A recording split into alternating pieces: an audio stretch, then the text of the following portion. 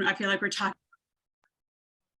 Oh, Did this to me last time too, Chris. You hit record right in the middle. But yeah, hello.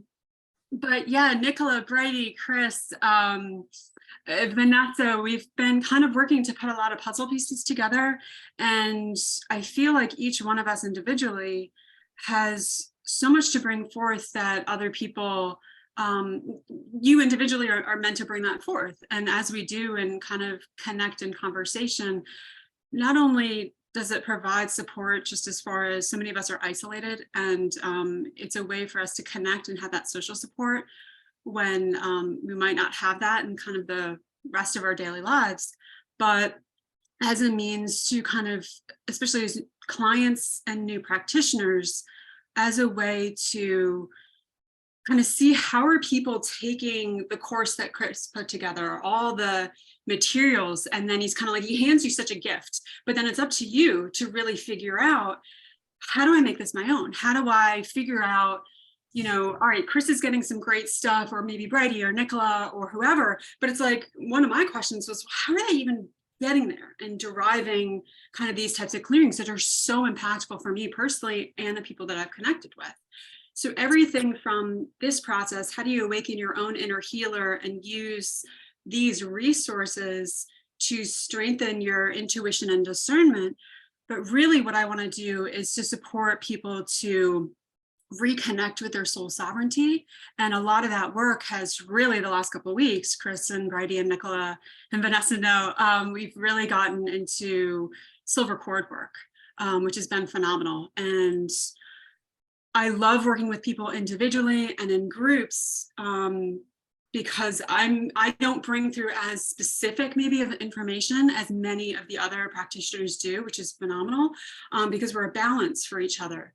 Brady, I think you put it, she's like, we've got pendulum swingers, and then we've got puzzle makers, people who kind of help to put some of the puzzle pieces together. So I really loved being able to have a collaborative environment where people can, within a safe space, share kind of what they're going through, but within the context of, all right, this is what we think we know right now, or what we're going through, and to hold space for that, because I feel like some of the things that have been done before didn't allow for that, and there was a lot of interference that was unfortunate. So I did create this membership site that is a safe space. It's intended to be for people to connect, share, and can you continue to expand for ascension. And what I'm seeing is also like transcendence as well. So that's kind of the initial.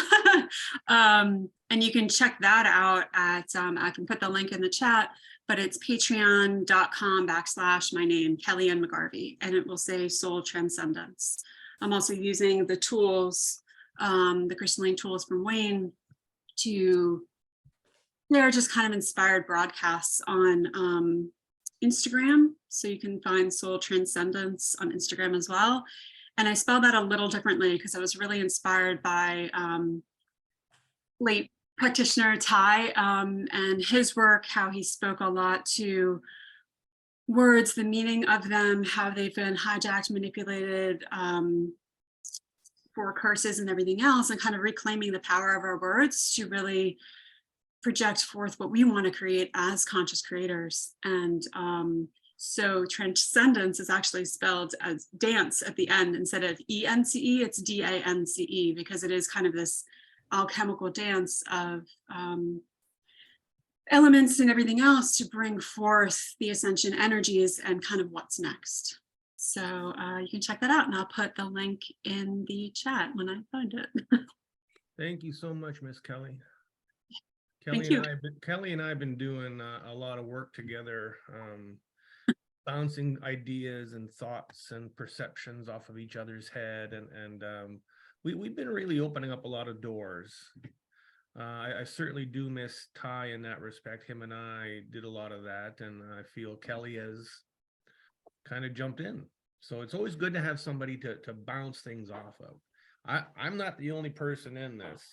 This is a whole community that we all feed off of, that we all have access to, that we all, enjoy being around. And we like to, you know, sometimes we get a thought, sometimes we get a push, sometimes we get an idea that, hey, let's look here, let's do this, and that can open another door, another door, another door. And Kelly and Nicola, Vanessa, we've all, Bridie's been amazing. We've all been just really getting together and creating, you know, more knowledge, more access to what we need to know to really make this all what it's supposed to be. And for that, I thank everyone. Just to connect with people and get to know them, because it's hard on the email group. You know, we're kind of faceless, and it's just a great way to get to know other practitioners who might be going through what you're going through, having same kind of questions. Even just the first experience, like when your box arrives from Chris, it's both exciting and, at least for me, it was kind of intimidating. And it's like, how can you kind of step forward and have more collaboration and support, to then know, like, hey, this is really a Chris question, it's great, let's, you know, kind of get these questions together and one of us send it off, and then you can share it with the group. That type of collaboration. Yeah, and of course, how many of us can go up to a family member and start talking about this stuff? they're gonna put the white jacket on you and send you off to La La Land, and you can go ahead and talk to yourself. But this way gives us an opportunity to speak to the class, in different ways. So for that, you know, I'm very happy, and we have this opportunity to again to talk to somebody who's in the know, somebody who's willing to listen and listen to us babble. So there's really no agenda for this webinar today. We're just kind of there's a lot of new people that have signed up. Hayden in Australia, it's really great to have somebody in that area bringing TQH to the forefront. He's already diving in like crazy, asking questions like crazy, which I certainly appreciate. The more you ask, the more you know. So Hayden's doing well. Anna Meek in Netherlands. And then there's, you know, so many others that have signed up, and for that I'm very appreciative in the fact that we can create a grid network of TQH, so we can all create this energy that's feeding off each other, that's helping each other out. So for that, of course, I'm very thankful. So now we're going to start with some questions. Now, Anna Meek is very, very intuitive, very sensitive. Her and her husband Wheel are very much a very big part of this. So she forwarded me some questions that I think are very pertinent, that everybody can definitely appreciate. So she's asking, can you explain more about the etheric anatomy and how it's perceived? Okay, so ultimately the etheric anatomy, in the old ways of dealing with things, you have the mental body, causal body, emotional body, you know, all these different concepts of what the energy is. Ultimately, there's no end to what the energy bodies can be. Okay, now this is coming from my own experience. You're not going to find this on the internet. First thing people do is when they hear something, they Google it and try and find information on the internet. This is something that of a concept that basically when I created the chart system, if you go to the aura energy charts, there's a lot of different options, and that's what these are, is all perceived as options, or possibly a guidance that you can use to get to the right area, or get a little nudge to look at a certain way in certain instances. So, you know, things like let's see, the Merkaba is something that has come up quite a bit. Water element, earth element, fire elements are all possibilities, the subconscious, etc. So anything in these charts is all an option. Now, I'm going to jump ahead a little bit. Now, you see here we have the letter chart. If you're not getting to know the letter chart, you're not really doing the full 9 yards. So if you get an answer to look in these certain areas and you're not quite sure what it is, the letter chart will certainly elaborate as to what it is or how to work with it. So that's very important in its own respect to know about. So these, again, everything in the charts are all options, guidelines, guidance, nudges, breadcrumbs, however you want to look at it. So if you can confirm with the letter chart as to what you find, you're going to understand a lot more. Now, she also asked the difference between energy grids, energy matrix, firmament, holographic body. Okay, so again, they're all perceptions, what they could be, how you want to see it within your mind as to how to work with it. Now with energy grids, you'll notice that whenever I work with somebody, we don't refer to the chakra system. We don't refer to meridians, chakras, anything of that old type of teaching, because they're all basically, we're going to say that they're kind of reptilian constructs.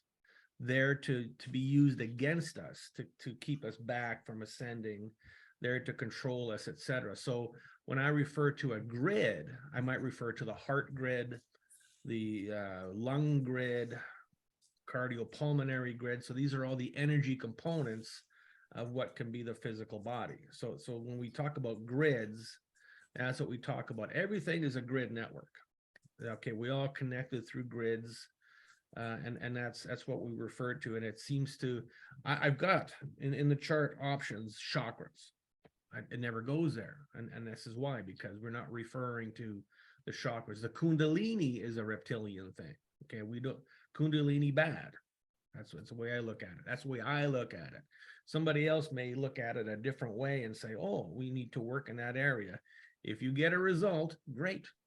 But my perception of it, it's, all these things are kind of old school reptilian types of connections. Okay. Firmament comes up now and then. Firmament is let's call it a protective barrier around us. Let's say the outer shell of the aura, something of that nature. So if there's a leak in your firmament, you might want to fix that up. Holographic body, it's a body within you that could be perceived as playing a hologram. Again, it's all perception of what you want to refer to it as.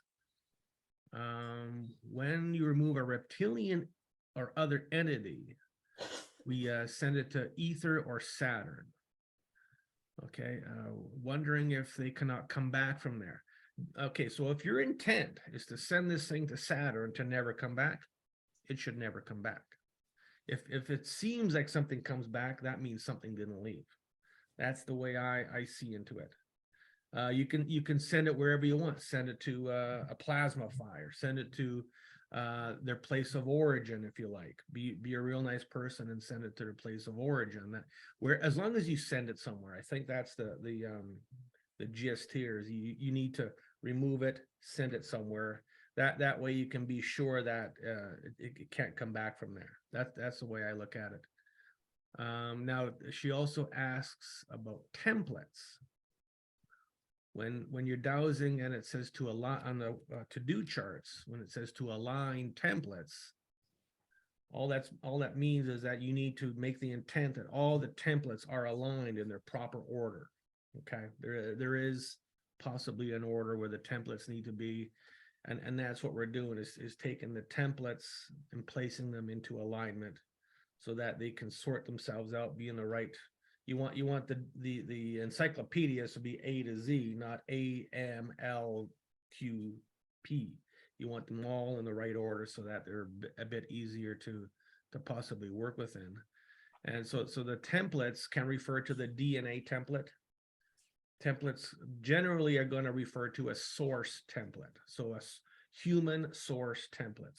Some people may have a reptilian template, a mermaid template, a cell phone template. I mean, these different possibilities. There's no just cut and dry as to what these things are. So if you make the intent that this person's templates are of source, that's a good place to be. Is templates the same as a blueprint? Could very well be, yes. If you want to refer to the template structure as a blueprint, whatever comes to your mind, however you feel comfortable, or how you see it, whatever works works. Again, this is all just suggestions in the charts. It's all just possibilities, what things could be and may be. So if you want to look at templates, call them blueprints, more power to you. All right, now, if there's a missing template, find out what template is missing. This is where the letter chart comes in beautiful. You can find out very quickly what template may be missing. And you just, May I say something, Chris? sure. For some reason, my video is not working. What I'm loving about it is your absolute honesty about it, not just today, but through the training videos, about how we're working through it, and about how, because I still work with the chakra system, I still work with the meridians, but the way that you have stated it, the honesty of it, there's an integrity there, and that's what allows us to make our way forward. That's what I had to say. And why on earth my camera isn't working, I have no idea. This is Broden, right? Yep, this is correct. Okay, yeah, I don't see a camera button. Let me do this. We're gonna ask you to start your video. Wonderful Zoom. Okay, so Broden just. Yeah, by the way, Oh, there you are. I'm just looking. I'm looking at Bridie over here, who is, by the way, my life body surgeon Mariah spent 18 months, 2 years, 2.5 years. You got to go and see Bridie. I was like, no, no. And the day that I got there, I was like, oh, thank God, Bridie. I'm gonna just pop into the next room. I'm gonna fetch back my tobacco and my ashtray. Thank you, Broden. Okay, you're now your camera's now on. We can now see you. Wonderful. Yeah, you know what? There's no goofing around here. It's all very. This is the way it is. There's no no fairy tales and unicorns and rainbows here. This is all a matter of fact. This is what it is, and this is how we need to deal with it. Okay, so let's go on to Annemiek's next question. So she asked about the curse of time. Okay, that the curse of time is the curse of time. You want to intend that this curse is lifted. So this could keep you in it, let's say, many different possibilities, a time loop, a bad part in your timeline could keep you there. So if you make the intent just to lift the curse of time, and if you want to get deeper, ask the letter chart. That'll bring you a little deeper. She also asked about a time tube. Now, a time tube is a tube that connects you to a certain point in another timeline. So a time tube could be connecting you to the underworld, which has been, very big for a lot of people. We're connected with this dark energy underworld. So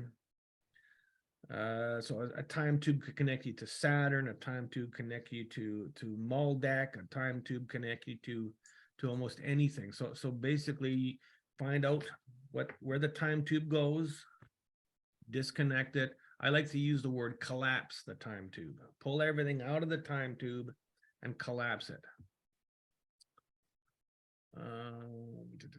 Question charting. Sometimes I get the question, the sequence. So it's like a wormhole. It could be considered a wormhole of time.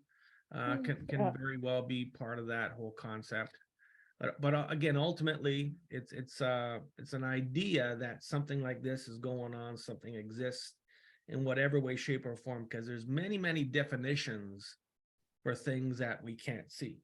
Many different definitions for things that are perceptions. Some people feel, some people, will if some people might see a dark hole in their ceiling, which it could be a time tube, a black hole, it could be a lot of different things, but our consciousness or subconsciousness sees that as this or that, one or two different types of things. So it's whatever you perceive it as, whatever the letter chart wants to spell it out as, That's where you go. If you get a clearing and you get some result, perfect. That's what we want, is just results.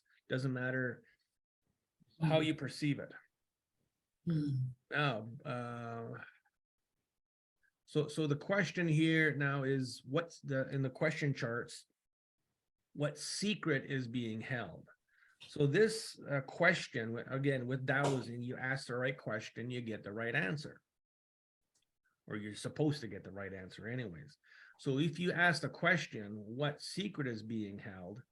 This person might be holding the key to Jupiter. This person might be holding the template for the 10 commandments. This person, there's different possibilities that is keeping a negative energy or an entity within this person that possibly this entity or negative energy is looking for. So if you can, remove the target off the person's back, which could be their secret that they've been carrying through lifetimes in their soul, etc., that's a good way to open doors. And that's what we're doing here, is we're opening doors to get to the golden idol, so we can get in there and really find the problem. So that's what that really pertains to. It doesn't come up a lot. It used to come up a lot, but nowadays it's not as much as it used to be. Okay, what is next? I came up twice with somebody, and I just had the feeling it something hide it from me. Yeah, that's definitely something you have to look for, and that's why asking the questions in the right order is going to lead you to what you need to know. So that answer could be hiding behind a whole bunch of questions, behind a whole bunch of distraction, let's say. So by asking the questions, and even if you don't think the question is very pertinent or the answer is really quite relevant, by getting rid of the question, getting rid of the answer is going to bring you closer to the door that you need to open to help this person. So even if the question sounds really off key, off base, ask it, get rid of the answer, get rid of the energy. And again, that's going to lead you more deeper into the room when the door is open to help you with that person. And get rid, you mean clearing with the pyramid, or? Yeah, correct. Just do this. When I work with somebody, and everybody here has basically worked with me, it's just asking question after question after question, banging on that door until it opens. And when that door opens, sometimes you find a big mess, or sometimes you find what you're looking for. So that's what it's all about, is the metaphorically banging on that door, finding the right knock, finding the right key to open that door so you can really see what the problem is. Okay, now Chris, if I may add to that. Yeah, somebody go ahead. Chris, if I might add to that, Annemiek, one thing I found helpful is if I know, almost kind of like a dog with a bone, if I know that this question is really important, but I can feel kind of like that magic 8 ball, kind of like ask again later, like the answer's not going to come right now. I kind of put it to the side, keep it in my intent, but kind of like how Chris will often tell a joke to get the client to laugh, especially if they're in kind of a crisis moment. It shakes up the energy and kind of lets more things come to the surface. So what I do is I'll kind of hold that maybe to the end of the session and circle back to it, or maybe take another approach at asking a question that's going to come at it from the opposite side, or a question that almost, especially if there's entity interference, that almost like takes sides with the entity that's trying to interfere. That's a way of kind of like Trojan horsing the situation, of kind of like cloaking yourself, veiling yourself to go in, discover things from within, and then kind of like open everything up from there. So that's where, Chris has such an amazing approach to this stuff. I can't do that all the time because it takes a lot of energy for me to do it in that way. So I've had to find other techniques to kind of like be a little more subtle or go around another side. And it's just another potential option to kind of get similar answers. Wonderful. Yeah, I had with this person also the feeling I cleared something up and it felt clear, and it was like, I don't know where it came from. Again, like, I don't know, it was unendly entities or negative energies. Yeah, I couldn't clear it all. Basically, I understand what you're saying, Annemiek. It's definitely you open a door and there's another door. Open a door, there's another door. Okay, so you might be, metaphorically looking at the wrong door. So you might want to ask the question a little differently. Okay, add some, change the wording a little bit. That might help you get in. But what I find generally within people, there's witchcraft spells. Witchcraft spells upon witchcraft spells upon witchcraft spells that need to be dissolved in order to knock them out. So that's It's layer after layer after layer. yeah. I've got some clients I've been working with for 10 years. And nothing. Okay, but this person knows we're going to get there, and nothing else has ever helped. So this is really the person's last choice, last call to really get to this, and they're being very patient. And of course, it is layer after layer after layer, or that layer is just so thick that you have to keep pounding at it, asking questions to get in. I like to refer to the Monty Python movie when the guy in the bridge says, "Answer me these questions 3 and you shall pass." When I do a pre-clearing on somebody, quite often there's 3 questions that I need to ask, and then we start dowsing and getting in. So to me, that's metaphorically a concept that maybe there's some validity to it, maybe there isn't, doesn't matter, as long as you get in. But you know what I never do is I never give up. If you give up, might as well just throw everything in the garbage and go do something else. But ultimately, if you don't give up, that question is going to get answered. That's the big thing here is keep going, never give up. Right, Kelly? I don't even know what to say to that, but yeah. Pick yourself up by the bootstraps when you can find them, and then just keep going. So let's see the rest of these questions here. Okay, now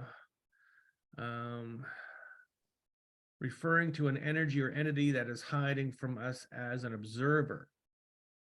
So now there are some options in the charts. Let's see, what is it? They're called the Watchers. These beings, or this energy, we always want to personify something as being this person, this energy. It's just an energy that is observing what's going on, because we're basically playing in a game here. You want to call it a holographic game, a board game, a war game. There's many different concepts to what we're doing here. And as light workers, we're here to monitor the game and help people get back into it and help things to raise its energy. But there are observers that could get in the way. Sorry to interrupt, Chris. Sorry? Buddy and I have been removing waters from me left, right, and center. They are actually very dangerous. Good to know. Now, when you say dangerous, what exactly do you mean, Broden? The waters keep the old karmic game moving. They keep it in place by observing it. I'm not saying anything against voyeurism. I wouldn't have the right to, but by watching it, they are keeping it in place. Principle to remember is that consciousness creates the reality. So if they're watching torture going on and they're just standing there doing nothing, but they're just watching and they're like feeding off of it, then that is not something to be encouraged by any choice. Just for example, when we're going through school and through primary school and we're getting programmed, that is incorrect. because they're observing everything going around in in in a cycle, and that's not like a washing machine. That's not the correct cycle to observe. The correct cycle to observe is the seasonal cycle of winter, spring, summer, and autumn, or as they call it in America, or fall. That it's not the correct rhythm to observe. Is that I think I've covered everything. Okay, that's good information to hear, and that's why we're doing these webinars, is to get different perceptions on things. Thank you so much, Broad and Bridie. You guys, that's some very good information. So ultimately, if the watchers are holding our karmic experiences, and we need to possibly take that away from the watchers. So that's something that we could use the letter chart for and get some instruction on how to do this properly. It's my understanding from some things that I've read as well that watchers are sort of like a division of the reptilians as well. That there's perhaps that's a part of an AI component. Well, ultimately, you have to consider that basically everything is a reptilian construct or component. And Yeah. the whole concept of ascension is to just break away from that and become sovereign, become ourselves again, become human again. I mean, I remember even once myself literally being hooked up to the terminal and then just scrubbing through my memories and watching it on the video screen right there, and just sort of like, oh, it's just like it's a fast forward video or something, and just seeing what was going on since the previous time, but just a different way of looking at watchers as well. I think sometimes it's interesting to think that we might think, oh, well, that's kind of technology that's similar to what we have, but in many ways, these technologies that we're using today, these electronic ones, are actually just hand-me-downs. Just ways for them to monitor us. Yeah. Well, look how fast the technology came to make this, you know, out of from nothing. All of a sudden, technology just shot way up really fast. Here's computers, here's cell phones, here's satellites, all these different components that can be used to monitor what's going on. How many people, you know, put something over their camera when they're not using it to keep anything from seeing us, and that's justifiably so in a lot of different instances. The watchers, in my experiences, are deeply connected with like the false archangels as well. So often it's very difficult for me to see until I'm going through a clearing process to even recognize, oh gosh, that's why I'm so drained. Again, the watchers are popping in again and kind of pulsing energies to do different things. But often when I do see them, there's an intermediary of like a false archangel Michael with a devil's tail or something like that. Chris and I, we just had an experience a couple weeks ago with that. And yeah, you know what Burden spoke about, the kind of the looping systems and the programming, they're kind of masters at kind of setting things up. Like I think Bridie, you spoke about this too, you know, kind of setting things up and then kind of just sitting back and watching and holding grids to let things continue to play out. And they're very good at cloaking themselves. So it can be very difficult to know what's going on and reasons as far as why the programming is being perpetuated, and then everything else within that, versus if we can get outside of that, that's really kind of, and Chris, I know we've been talking a lot about that as well. It's kind of like getting above the umbrella to see like, all right, what's even creating the rain at this point versus crying about being, you know, drowning in the rain. It's like, how do we get at a bigger picture to have more of an overall impact versus staying stuck in the looping systems, especially, and Amit, you pointed this out too, if we're continually coming up with similar entities or connected entities that seemingly aren't getting properly sent home or banished or out of our field or something, it's like there's got to be another layer to it that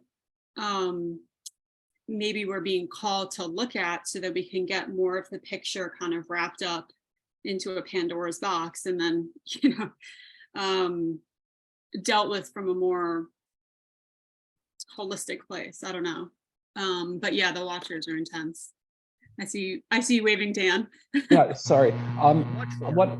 One of the things it just sort of struck me now at this time, but is there something, it seems like a lot of times we're working on the defensive side, like we're after things have happened. Wondering if there's techniques in that we can use to be a bit more proactive before we have to do this, because it always seems like, you know, I just think about like if it's cleaning a house, you know, if we have sort of standard practices or something so that the house doesn't get messy, it's a lot easier than always having to pick up every single mess that's created. So that's my question. Well, okay, so let me comment on that. Now I'm going to speak from my experiences here. Is that, yes, you're right. We're always working in a reactive mode, getting rid of stuff. So we need to get to a point where we're adding stuff to be preventive.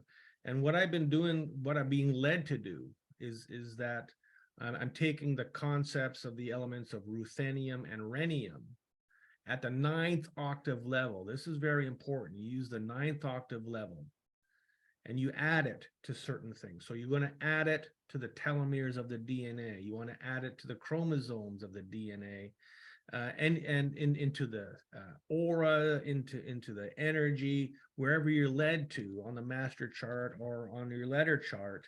That's where you want to add this to be a more proactive. Here's some energy to help rebuild this area, protect this area. If you take ruthenium and rhenium at the 9th octave and you tell it what to do, it'll do it. This is source energy. Okay, so you can use it to create a protective barrier. You can use it to create abundance, gratitude, love. You can use it to create whatever you intend. Again, all this work is intent. Just like a witchcraft spell is intent to do something bad toward you. We're intending to clear something and do something good toward you. Now, this is probably the sharpest tool in the shed, is the ruthenium and the rhenium at the 9th octave level. Okay, 10th octave is a little bit too far yet to get to, so we're working at the 9th octave. This is something that my mentor Wayne has really brought forward to me, is using things at the 9th octave. You can intend 9th octave orm of ruthenium and rhenium is going to be very powerful, but the powerful thing here is our intent. Okay, everything is intent. But if you take, if you have a finger and you intend to shoot somebody, you've just finger shot somebody. If you take a gun and intend to shoot somebody, now you're going to make something happen. So by taking your intent, adding the ruthenium and rhenium along with the tools to amplify, to send this energy, there you go. Now you got something happening. Okay. Chris, if I can add to that too, Brady and I were just having a conversation about this. Often we find, at least for me, like when I first got the charts, my personal doubt of my own abilities was so all-encompassing that I couldn't doubt, so I couldn't clear, because the entities and everything else on the negative side really fed into that and blocked me from being able to be effective. And especially in recent weeks, I really needed to confront it's kind of like, what's the difference? You've got duality and you've got neutrality. And really, what's the difference, especially when we're speaking to emotion, and then being able to shift from, you know, Dan, as you put it, kind of defensive mode, to the way I see it is kind of stepping into conscious creation, which is a big chunk of what we're beginning to explore in the membership that I created specifically for that. It's like, this is great, but like I am so excited now to start waking up and be starting to feeling good every day versus always focused on kind of defensiveness and protection and everything else, stepping into conscious creation. So what is, say, the block to that? And Amik, this speaks to what you were talking about before as well, which is, you know, why do entities seem to come back, or do they not really go? And Brady and I were just having a conversation about, it's, if you don't have doubt about something, at some point, like the universe will kind of align to make things happen. But if you have doubt, that's a massive block. And it's something that kind of all the dark AI and everything else wrapped up in that will feed off of that, and will kind of, so even if you're your doubt is hidden within your subconscious and your unconscious, it's still running the show versus being able to step forth into conscious creation. So that's another massive thing that it sounds like, Dan, like you're ready to confront. So if you're feeling like, all right, I know at some point I'm going to be abundant or whatever it is, and I'm stepping forward from being kind of in this kind of defensive mode, whatever you want to step forth into, it's like, well, what are your doubts and fears that are preventing that? Just all the way through to if you're not getting clear answers with dowsing, it's like, that might be something worth looking at to be like, why am I not getting clear answers? Or why does this entity keep coming back? Why are the watchers still here? And then a next level question for that is like, all right, well, they're still here, but are they bothering me? Because that's also something I just came across. I haven't even had a chance to begin exploring this, but like the law of non-interference, I think has been extremely manipulated. And the difference Got a of team of lawyers on that one. Yeah, pardon? they have a team of lawyers on that one. Well, and being able to like hold your space, your grids, your energy field, kind of build your life regardless of what anybody else is doing, and to honor that, like, and this is where the bigger conversations, which I touched upon, I think in my latest podcast too, about like gender and sexuality and all these things that we label in society. It's like, who cares? I can love you just as you are. It doesn't mean that I want to maybe live like that, or I agree that the watchers are this or whatever, but it's like, how do we come back to this place of peace and presence and neutrality so that, okay, when we need to do defense or we need to clear entities or we need specific answers, we can get them, but that we can also then from a place of peace and presence step forth into conscious creation and whatever it is. You know, Chris doesn't sit in his basement all day long doing this. Like he's got a drum set behind him, he's got a family, he's got, you know, vodka to enjoy. And You know? maybe I'm just bringing it up because, you know, I have a friend here who's doing something similar. And we were talking about that with doubt. And I was saying the other day, because she was having trouble with dowsing. And I was mentioning how there's a great TV show, B-rated fantasy called Lost World, where they had fae and people had different supernatural powers. But the interesting one of the most powerful characters on the show was this Valkyrie, and she could instill doubt into her opponents. And so no matter how powerful her opponent was, like it could be a Gorgon or anything else, as soon as she could throw doubt into them, she ruled the show. And I thought that I told her about that. It's like how powerful doubt actually is, that how it plants a seed. And, you know, and so much of this too comes down to thought forms. So the way I like to perceive doubt is if you're dowsing and you're questioning the answer, that's doubting. Okay, and so the big thing here is confidence in your ability to dowse, because everybody can do it. We do it every day. We just don't realize it. So by dowsing and having confidence in that answer, or now you take the chart system, and here's the beautiful thing about it. You got checks and balances to confirm things. Number one, the letter chart. I'm not quite too don't doubt the answer, but I'm not quite too sure what you mean by that answer. And then I asked the question, what problem within this person? And the letter chart will start to explain what's going on. If there's some kind of misleading involvement by some entity or energy within the dowsing, the letter chart will pick it up and maybe possibly give you a different answer or give you some confirmation on that answer you just got. Then you're like, okay, yeah, I know where to go now. Let's clear that energy. You go to the letter chart on, the other book, the small book, and there's a list of problems. You can ask, what type of problem is this? That'll lead you in another direction. There's many different ways to confirm your answer or to knock down that door on how to get it. And that's why the chart system is the way it is. So we can confirm things, take doubt out of the answers, give you full consciousness of where you need to go and what you need to do. It'll help your intent.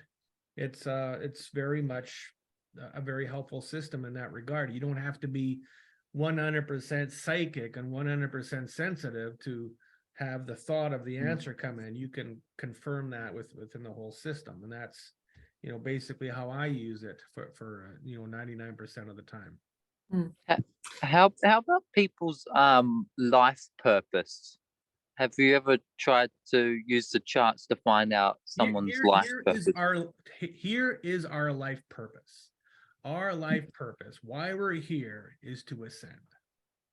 Oh yeah, I know that, but I mean, when people go, "Oh, can you do future readings or something like that," or finding out You what? can look at possibilities. Okay. Okay. If we're going down the road, all of a sudden you turn left instead of right, well, you're going to have different possibilities. Okay, Yeah. but Yeah. what I know where you're going with this is what's set in our future, what's set in our timeline. Where are we going to be? If somebody told me 15 years ago I'm going to be doing this work, I would have said, shut up and get me another beer. Yeah, true. And I just happened, now this is 100% truth, is somebody mentioned about alternative work, holistic natural healing. I worked in the printing industry for 30 years. When I retired, somebody said, you know, you got a lot of toxins in your body. Maybe you should look at doing some herbs or supplements. And I'm like, yeah, whatever. And then she says, there's this thing called a foot bath detox. You should try that. I'm like, sure, whatever. I'm walking in the mall that I walk in every day close to my house. And I look up at this sign and it says foot bath detox. I'm like, I'm supposed to go in there. So I did. And I met this guy who does muscle testing, started, he told me, you have a rib out of place. I'm like, how did you know that? He says, your body told me. And of course, I was leg pressing 750 pounds at that time, and I popped a rib. Weight comes down, you hold your breath, you pop a rib. Sorry to interrupt. May I speak? You just nailed it perfectly. You were following spirit without hesitation. You were just allowing the inspiration to guide you. And that, I think, is when the days that we get that right, that is the perfect day. Then it's where you need to be. I didn't even think twice about it. I walked in there, did this thing, and I thought this. And at the time, I was halfway through a personal training course. I was going to the university. I'm retired from printing. Now, what am I going to do? I've always been into bodybuilding. And, I wanted to do something with that. So I thought, a friend of mine owns a gym. I can become a personal trainer. I can do that. Halfway through it, $4,000 later, forget that. I'm doing this. This is where I need to be. And it hasn't done me wrong whatsoever. I'll tell you that much. So by taking that doubt about things or thinking about it, overthinking, I think is a big cause of doubt, is overthinking things. When a lot of times when people ask a question, they get the answer, then you question the answer. More questions come up. Accept that answer, work with it, and let it take you somewhere else. You start overthinking things that can, cause a big wall of doubt. Yeah, I've got a very good example of that, Chris, this doubting. I no longer doubt anything that source goes to.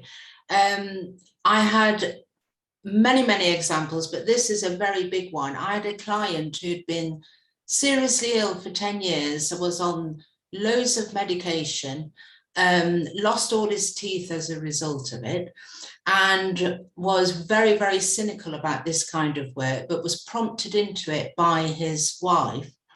And so I had a very reluctant client in front of me. And when I was dowsing for him, source went to chemotherapy, and I knew he didn't have cancer.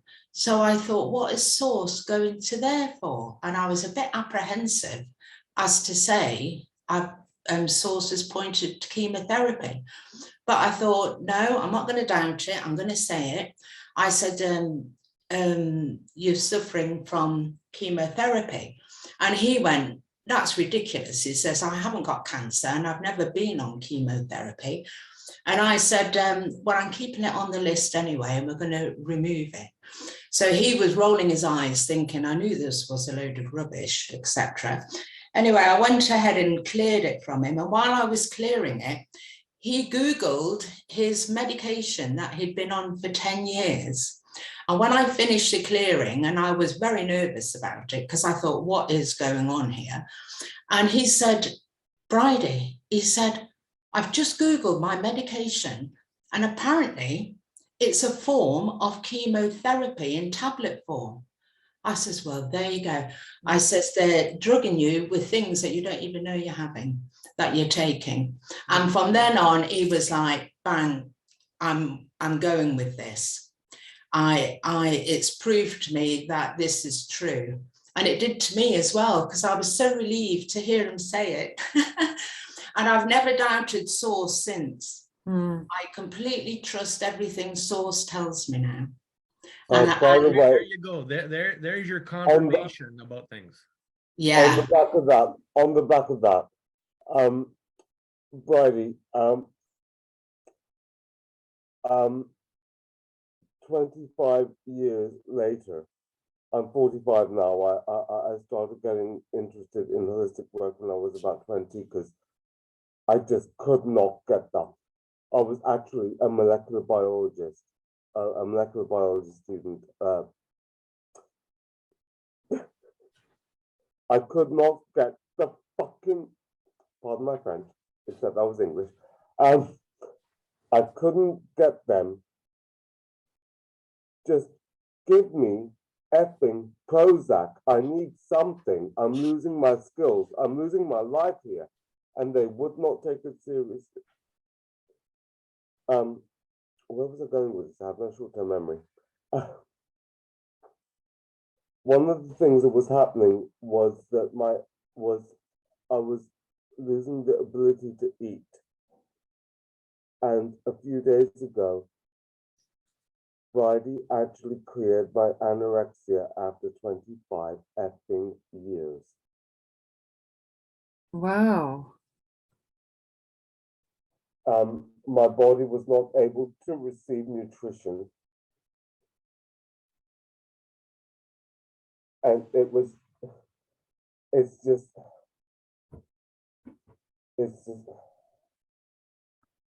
I'm so grateful both to Bridie and to Chris Keller for putting this work together. Yeah, it's amazing what you've put together, Chris. It's life-changingly brilliant. I'll be forever grateful for you for it because it's changed everything. Oh, I will attest to that. And the other day, I told Bridie, you are our personal Dumbledore. She doesn't approve of me being into any witchcraft stuff. I love witchcraft. I can't help myself. Oh, I love. what are you on about? I totally love it. Don't love witchcraft. I just wanted to add too, I think a big thing I noticed with dowsing is it's my approach to when I'm doing it, and so much that's important and being clear, and especially of like all the chatter of the mind. And I always try to make sure that the most important thing for me in my orientation is to remove ego mind from doing what I'm doing, like really trying to remove it. And even when I've tried to, I've helped others, I try to also guide them as well to have their intent to not be related to ego mind in terms of what they're seeking, and to really try to work towards resolutions of peace and harmony wherever possible, and not to be too combative about it. I just wanted to add that in because I think it's really important that we realize that we're truly objective and not, because I think to me that's the difference between magic and not, is simply the ego mind is taking over. What can happen with the ego mind is that when you're dowsing, you can influence your dowsing with certain thoughts. The ego oh, you know, today's treat of the week on the internet is Morgellons or AI or something. So everything's going to come up as that. But once you start getting more into the concept of you're separated from this, but you're dowsing, that's when you can be thinking about something, but it doesn't come up. When you hit that point, you know that you're in the game. You're hot and as a pistol. I usually know when I'm getting answers from the letter chart that don't seem to be, it's like they're being done through Google Translate, because the grammar is all in a different order and it starts using different words altogether that I would normally use. We're going to, this is going to work through our consciousness, how we perceive certain things.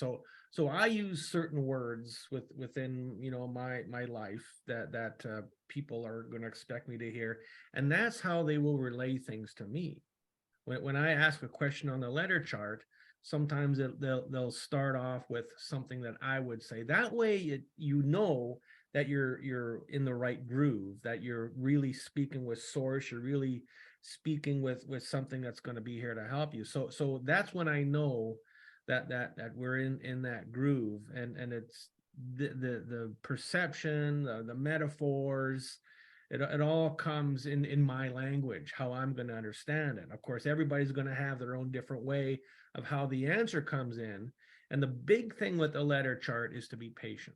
Sometimes I get the same word over and over again because they're still trying to find the answer, still trying to pinpoint it. And then you'll get distracted with another answer. You know, I quite often I get row to shore tonight, which means don't go traveling, don't go doing anything, just stay in your house and have a nice sleep. So, and then it goes on to find another answer. So ultimately, you need to learn how that letter chart's going to work with you, because it's a very personal thing. You and this letter chart are very personal. It's not going to be the same for everybody. Mate, the way that you described in your videos how ruthenium showed up, impressive. Oh, there's no denying that when I found ruthenium, it was like, aha, I get it now. This is where we need to go. No, mate, ruthenium, you didn't find ruthenium. Ruthenium found you. Yes, it did. And it was amazing. It was amazing. Now, of course, I got this confirmed because, you know, I talk with Wayne quite often, the maker of the tools. I consider him my mentor. And I told him, I says, I'm being led to work with this ruthenium. He says, yeah, so am I. So we're getting confirmations on things, and everybody else is, you know, getting on the bandwagon and finding that this is an energy that needs to be worked with. So yeah, yeah, right, bro. And it did find me. And when it found me, I was blown away. It was like, wow, this is really cool. We're having fun now. Okay, I want to touch on a few other things. Now, of course, there's always new things that come up. So when I'm working, I work with 8-9 people a day, 5 days a week, and there's always something new that comes up. And everybody wants to know what's the new thing? What's the new energy that's coming up? So now, Annemiek, you mentioned this about a question about sound weapons. Okay, so sound weapons. We all get the ringing in the ears. We all get that kind of thing. What I'm finding lately is that sound weapons can be used through a Gwen tower, some kind of transmission tower. Gwen towers were used, I think, in World War II for radar and stuff like that. But these towers can be used by the military, by the dark energies, the cabal, the reptilians, to send an intent, send a sound weapon to somebody. So you need to disconnect from these Gwen towers, disconnect from a 5G tower, go ahead, do that. Disconnect from any kind of transmission device that can send everything as sound. Something that can send the sound and the intent of sound. Now, another big one, and this is another big transmission device, and that is the sun. Within a lot of people, the gravity of the sun can be used as a sound weapon. Okay, so if we consider that in the charts, there's an option for on page 16 for solar activity.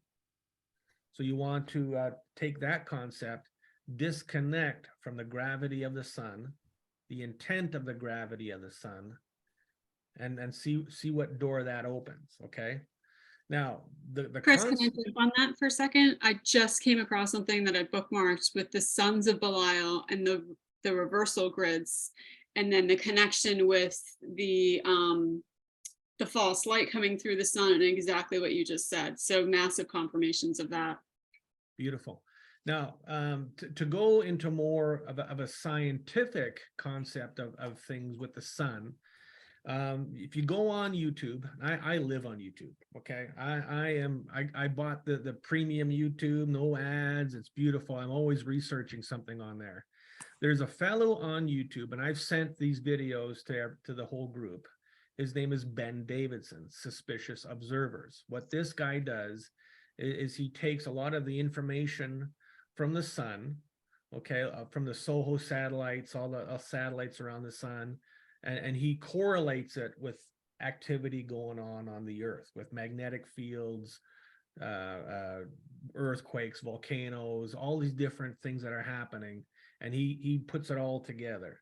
And right now he's doing a lot of shows about the end day, which is going to be 2030, 2040, where the Earth's crust just completely turns and creates total chaos. Whether it's going to happen or not, I don't know. I don't care. Give me a vodka, we'll sit and watch the shit show. So ultimately there is, and he does talk about health problems that people are experiencing from the magnetic fields that could be getting in. So these could be cosmic rays, they could be X-rays, they could be all these different forms of energy that's a reality coming in and affecting us, getting into our firmament, into our aura, and causing all this disruption. So that's a very, very good way to get in and learn something different instead of just woohoo. That here's something that adds some yeehaw to the woohoo. Okay, we all want confirmation. I think it's so important to realize these are all just concepts on one level, but I find when I do the dowsing, I like to sort of use it as an opportunity to get into some research on it and just sort of play with links. And then as I sort of get more data points, it gives me more to play with. So sort of the depth of your creativity is powerful when you have more data points and ways to play off of it. And that's what we're really coming down to, is just sort of working with that. And sometimes you come into really novel concepts you never thought about that are suddenly there.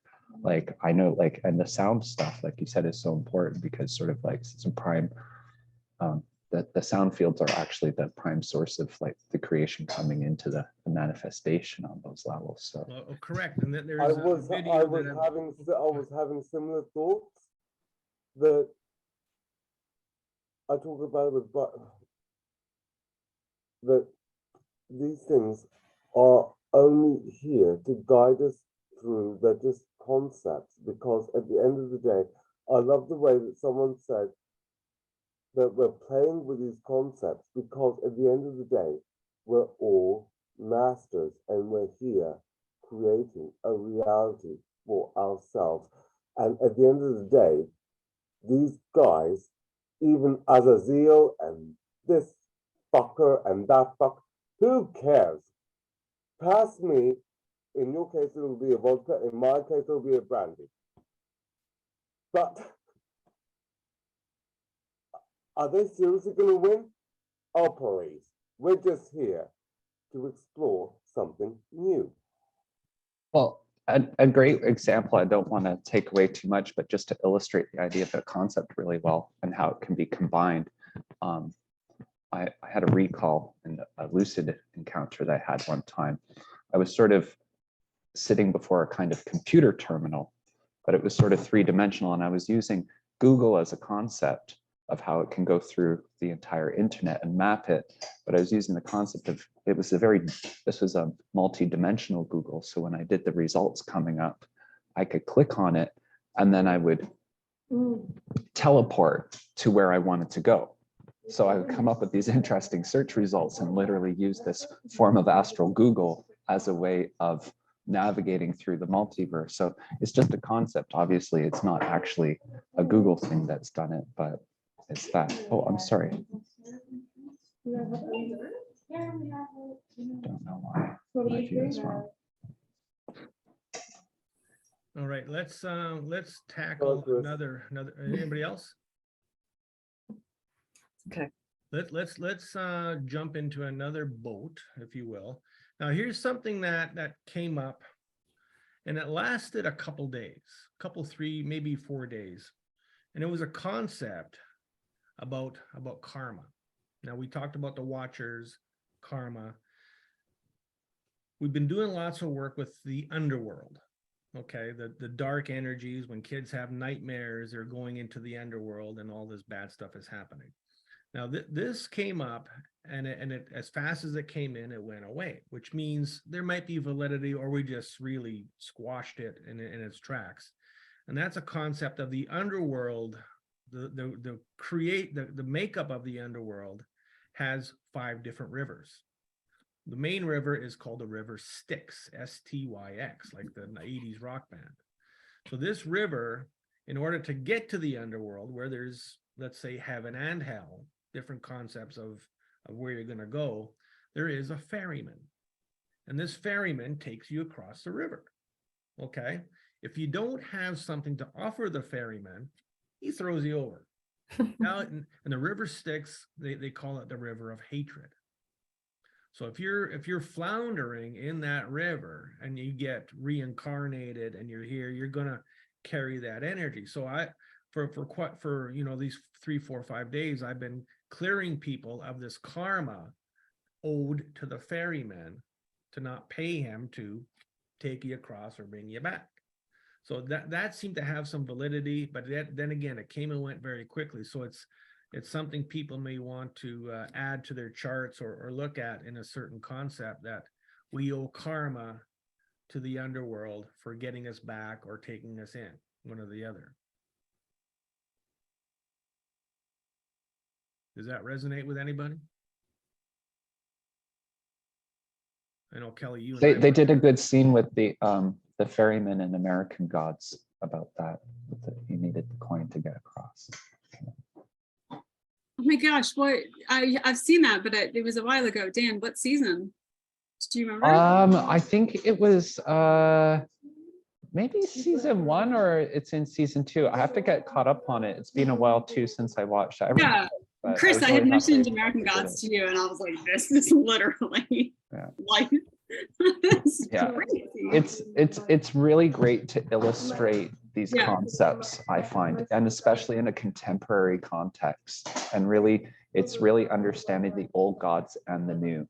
And that's what's so cool about the show, right? Because on artificial intelligence, the tech boy, I was like, wow, just how they put that together, but the concept of it, I was like, and then the glitching, which is something that I don't know, especially with the sun grids and what they're doing. I literally at times will feel like I'm glitching, and kind of similar to the ferryman. It's like, once you can clear that and and maybe too, I wonder, Chris, when things come up very intensely within a short period of time, those of us that know that we're here to kind of process things through us for other people, it kind of helps the collective. And I do feel like there's things that the collective needs to be aware of, but there's other things that it's just, they're not going to be aware of it, or they don't have to be aware of it, right? On the human conscious level, and those types of things might pop up very intensely, very quickly, and then clear, because those of us are doing kind of more, I tend to do that type of work where it's, 10,000 souls at once or whatever, but I know exactly what to do. Boom, I can do it as long as the interference is minimal, and then we're on our merry way, versus more individual work and having to deep dive. So it's like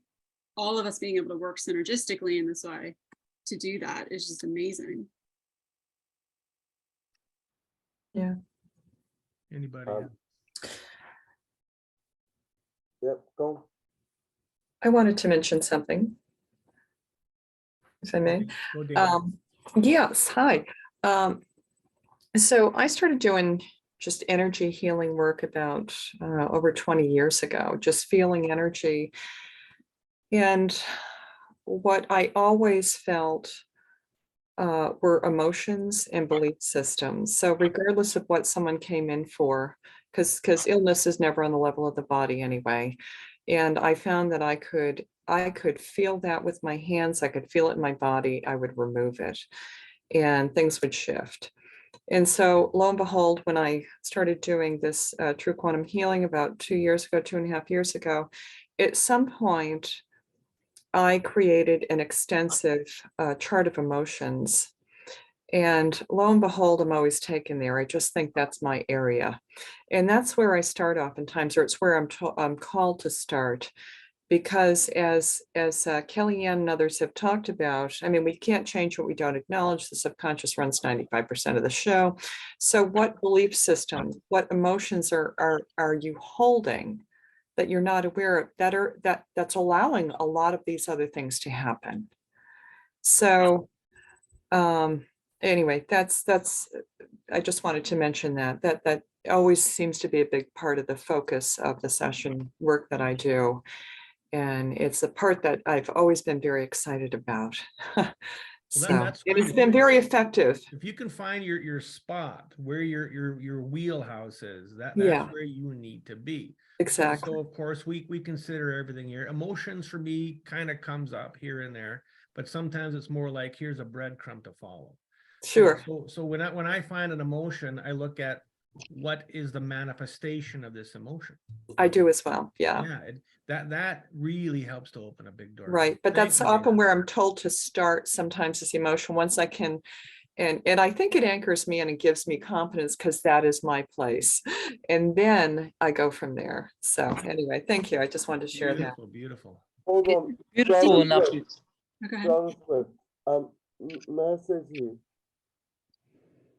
virtually from the moment that you started speaking, I couldn't stop weeping.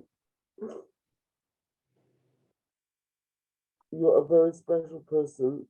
May I email you? May I connect with you? And can we talk? Absolutely. Because I don't know where it will go necessarily, but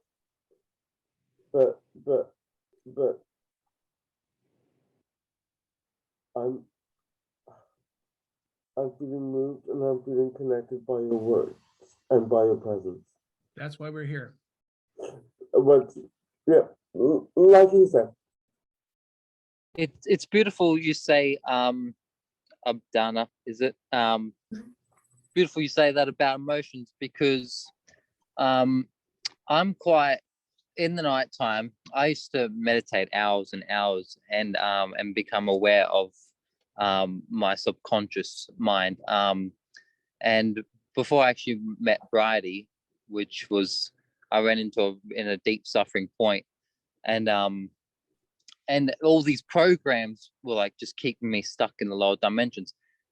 But there's like layers and layers and layers over them, continuously, personally for me even. And I feel like every single time I do a healing for myself, it gets mentally easier for me to change some kind of aspect of myself. Mm-hmm. So I even came up with something. I used Chris's words, and I heard him in the other video, in one of his videos, or someone shared a video of his healing. Is he bringing the octaves and the templates, the octaves, the templates, and the something else of like peace and love. And every single time I do a healing, I make sure I heal it with the octaves, the templates, and the grids of peace, love, joy, and gratitude, so the person can feel more of a difference in the subconscious energy part itself.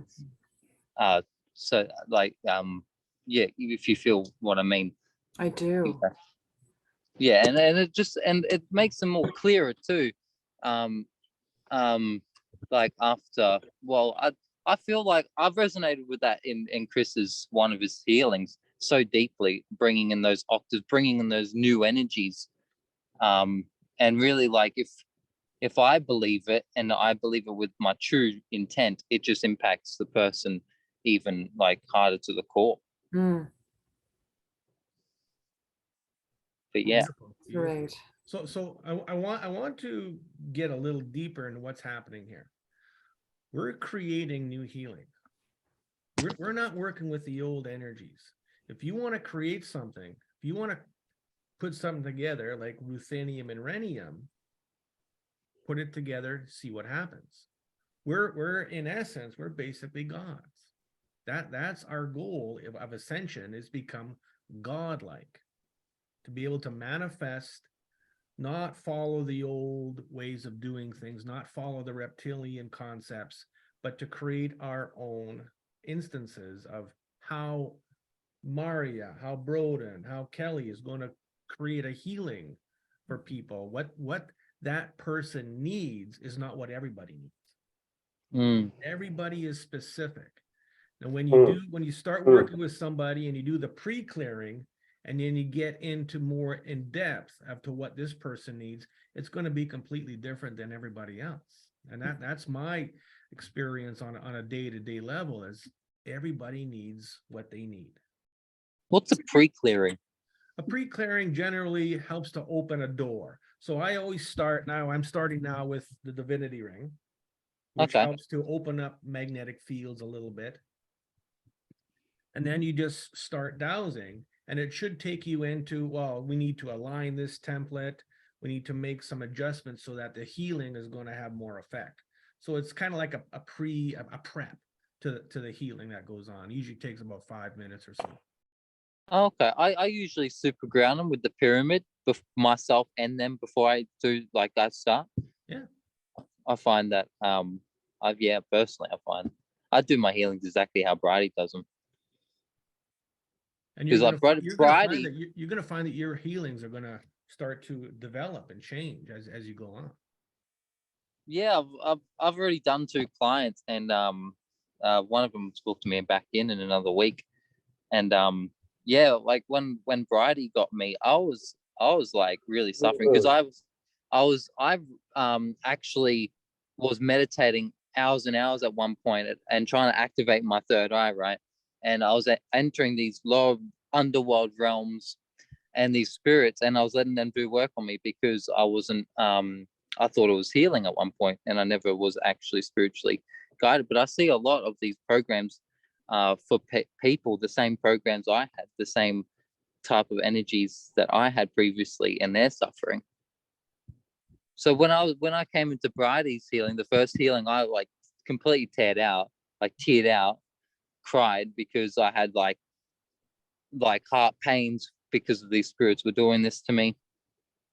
And it was amazing that Bridie I'm still grateful for, so thank you, Bridie, for I had like 7 to 8 healings with her, and it was so amazing.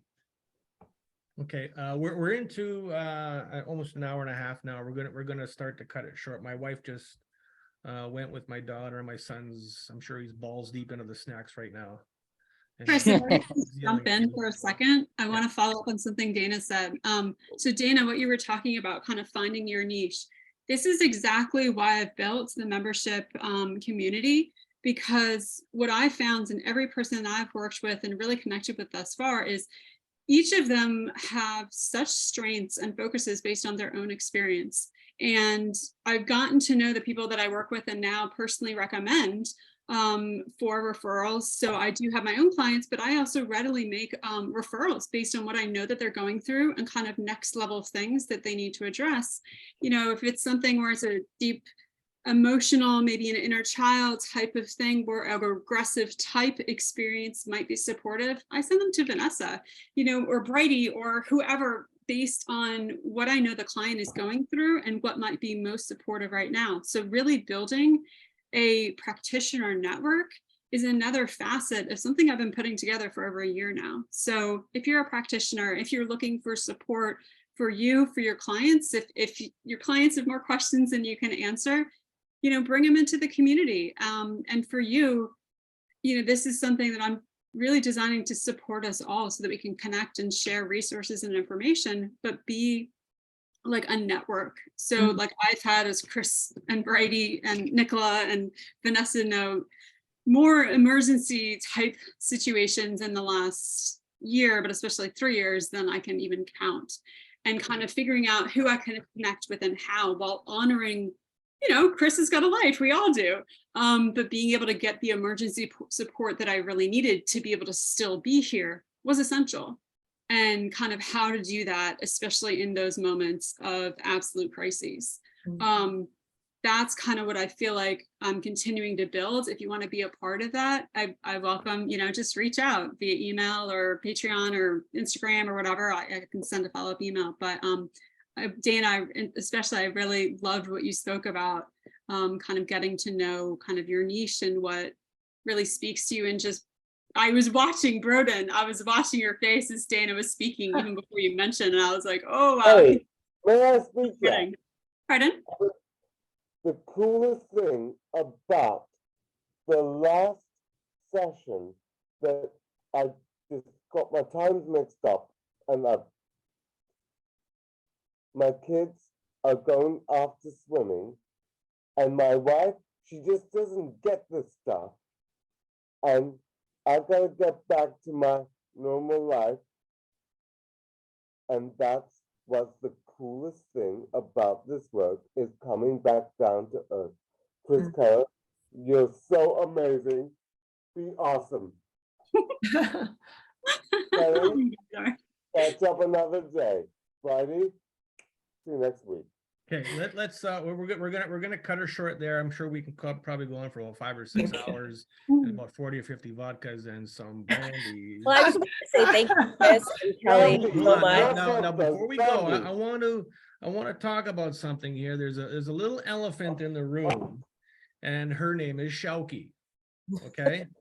Many people may have gotten an email from this person. She was a part of True Quantum Healing, and she had some not nice things to say about me. Everybody can have their opinion. My opinion is I've been called worse by better. So if you feel that True Quantum Healing is working with the wrong energies, or you're not resonating with it, please just bow out. Don't fall into that trap. If Shauki comes forward, Sharon, she's a cunt. Get on with it. get on with it. Yeah, get on with it. So Yeah. let's keep this a group of. Swimming.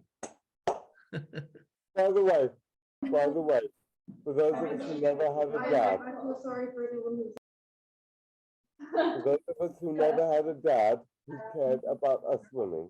No, just only. It All right, feels everybody, like- that's where it we're gonna feels leave like it for we now. It feels like we had a dad for the first time. Good night, darling. By the way, it's fucking late over here. Good night. All right, everybody. I want to thank Thank you. everybody for coming out today. This was definitely a good crowd. We want to Oh my God. we want to get these webinars going, you know, at least 3-4 times a year for sure. Meet new people and talk about concepts. I'm here all the time. Have a question, send an email. Kelly's Patreon group, I thank you for doing that. Because if I had time to do that, I'd be doing something else. All right. I was going to So- say thank you so much, Chris and Kelly, for everything. And Kelly, I really appreciate all of your support. And Chris, you too. Thank you so much. Vanessa, I didn't know you were on. Oh, yay. Yes, I wanted to come and just say hi and thank you. I heard everything. So many good things I heard today. I'm very glad that I was able to make it this time. Yeah, but thank you. I'm gonna stop talking now. Love you, Daddy. Catch up next week. I'm not gonna stay here for like 20 minutes while everyone catches up. Let the poor guy go. He wants to catch up with his family. Leave him alone. Leave him alone. Good. Thank you, Chris. Bye, everybody. Love you all. Bye-bye. Bye. Love Thank you. you. Thanks,